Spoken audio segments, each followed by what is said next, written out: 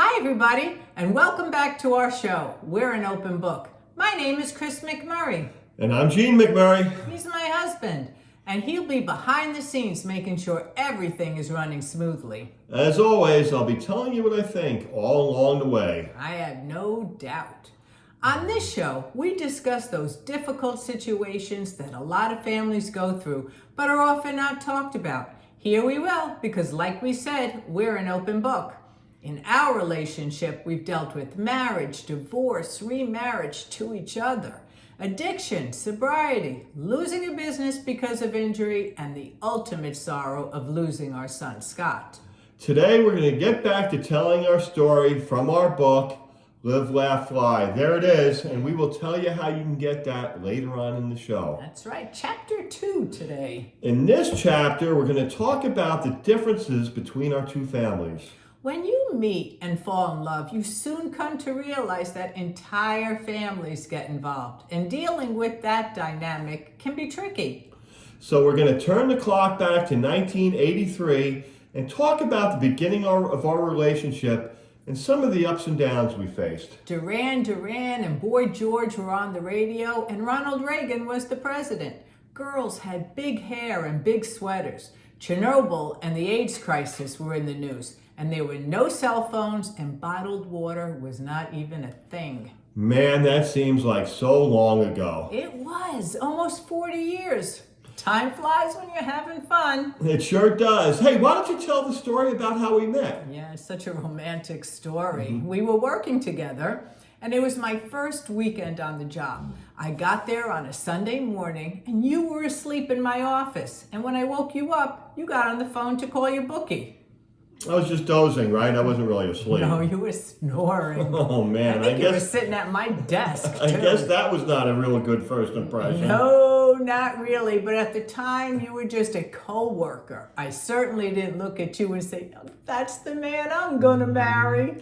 But eventually I won you over and we did fall in love. But we also had our share of challenges along the way. Let's give a little bit of context and go to a short reading from our book. Take it away, Chris. Thank you.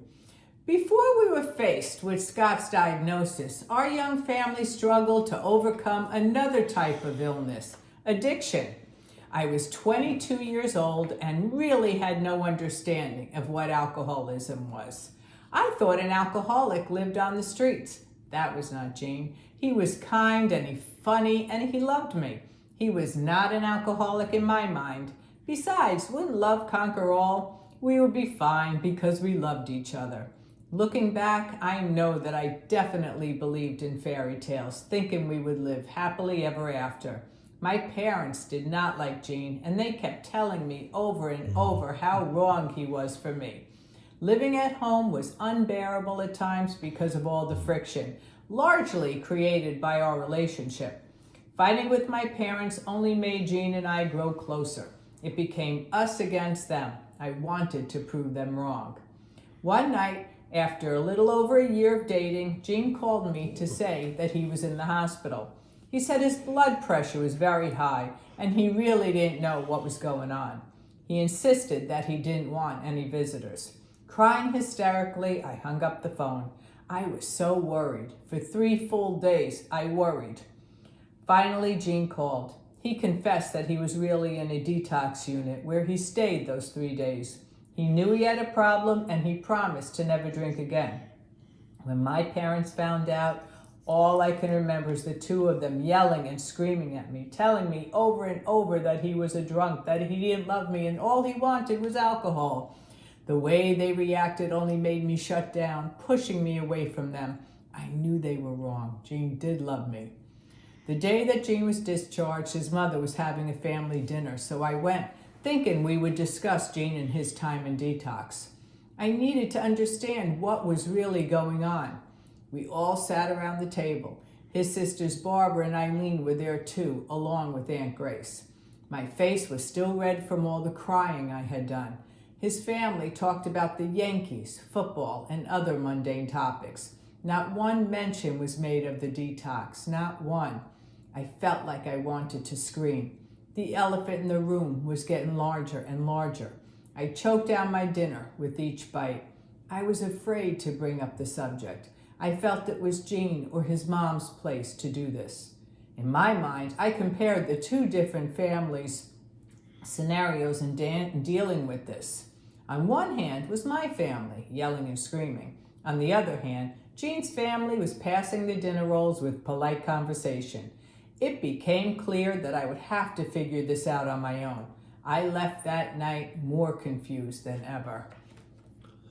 That reading really highlights how different our families are.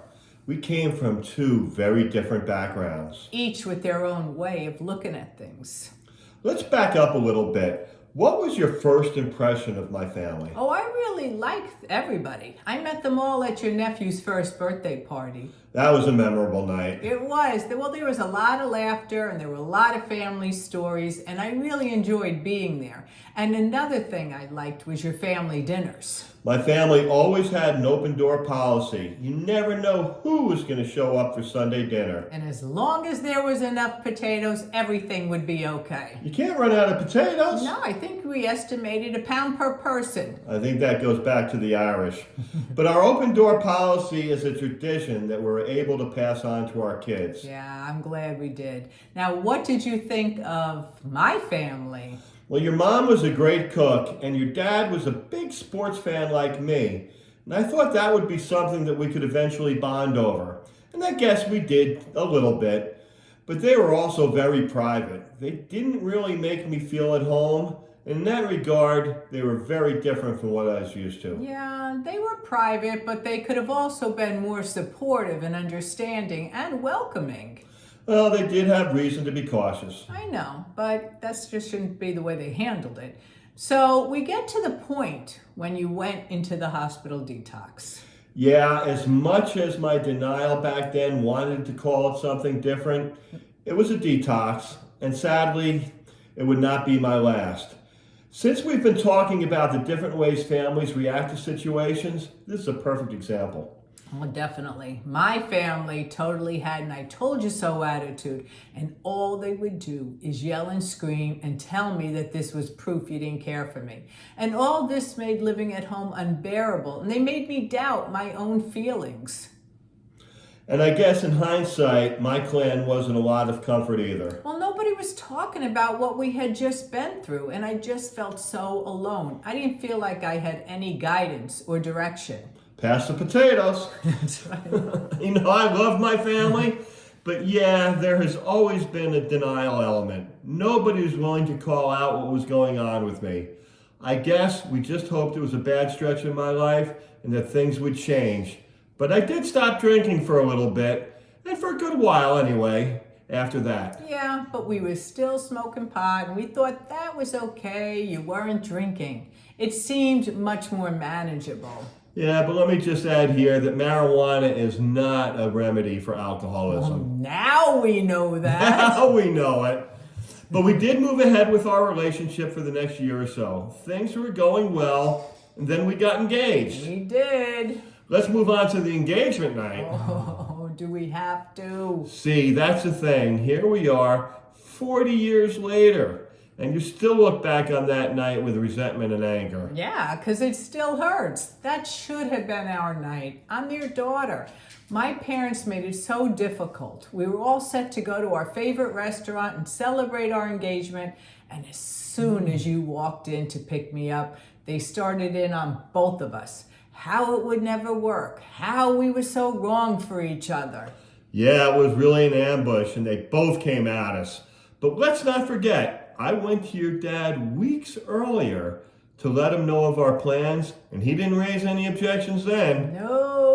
They saved all that for our engagement night. When we got to the car to leave for the restaurant, we were both pretty upset. And I just could not let their behavior stand. No, it wasn't pretty, that's for sure. So what did you think when I stormed back to the house after we left? Well, first I thought you and my dad were going to come to blows. When I saw you stand up to them and defend me, I was stunned because no one ever came to my defense like that before. No one, ever. So I was your knight in shining armor. Yes, you were, and I have to admit, it was a bit of a turn on. So why don't we end this chapter of Live, Laugh, Fly here. There was so much that went on during our engagement and our wedding that they deserve a chapter of their own. Yes, it's our very first cliffhanger. So let's tell everyone one more time where they can get our book. That's right. Live, Laugh, Fly is available on Amazon, and 100% of proceeds will benefit children's cancer programs. And if you have a story where your family's got in the middle of a relationship or something that relates to this chapter of our story, please let us know by leaving a comment below or get in touch with us at rememberloveneverdies@gmail.com. That's right. And always remember, Love never dies. Bye, everyone. Thanks for watching. Thank you so much. Goodbye.